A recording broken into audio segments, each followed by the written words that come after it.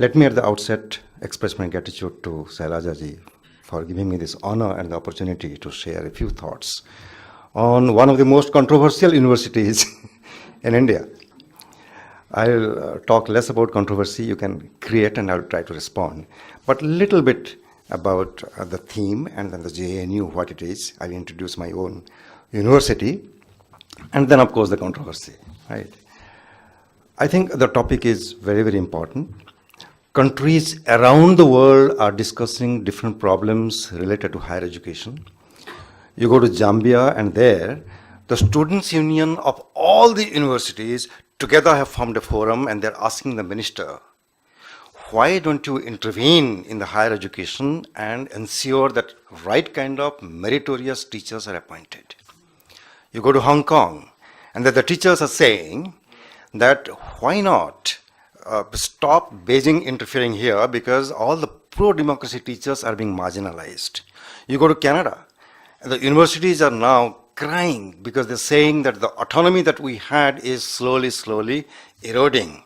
You go to Britain, Great Britain, and there you'll be surprised that there are many girl students who are going on prostitution to earn money to finance education there.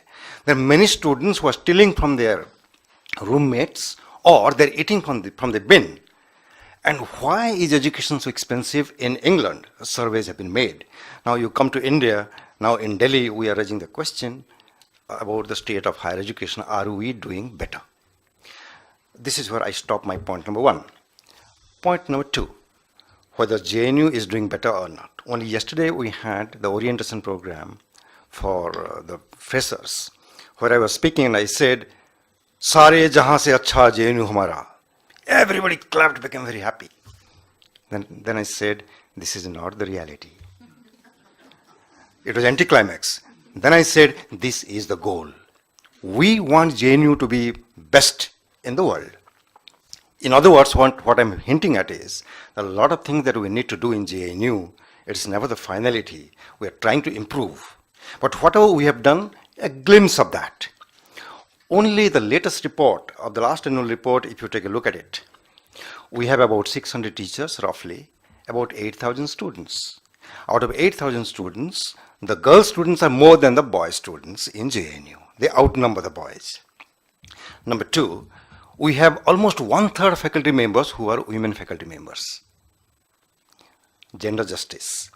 And if you see in terms of marginalized society, out of roughly about 8,000 plus, 8,700 students, about 3,500 are from general category.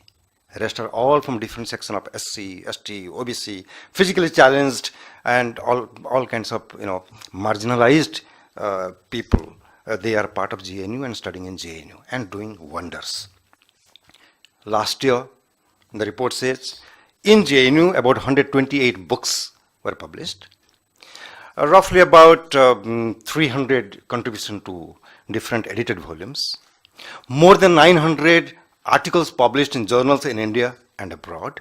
More than 1,900 presentations in different seminars and conferences, national and international. More than 500 research projects done in JNU last 1 year. I think it is quite okay. We have a lot more to do, but it is quite okay. That is all JNU is all about. More recently, we have introduced, or we are going to open 2 new. If you really want to misunderstand JNU, read the news reports about JNU and watch television debate on JNU. The best way to misunderstand that particular university. Now, 3 or 4 things that the controversies are around. This administration is cutting the SIT. Absolutely wrong.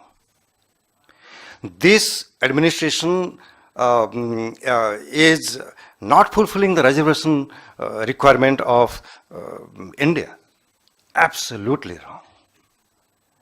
Absolutely wrong. And what else? In this university, you have anti-national. Dead wrong. Something happened on 9 February, we know, but JNU is not at all anti-national. It has produced diplomats, intelligence officers, political leaders. The current defense minister is from JNU, a former minister of state for foreign affairs from JNU, recently the foreign secretary who retired from JNU. There are so many RAW chiefs from JNU. It is not an institution which produces anti-national. But because something happened and the reporting in the newspaper was, you know, how it happens, people generally think outside JNU to barbaad ho raha hai. It is not true. Let me stop here because of lack of time. But if you have any kind of questions, I'm prepared to answer. Thank you so much for your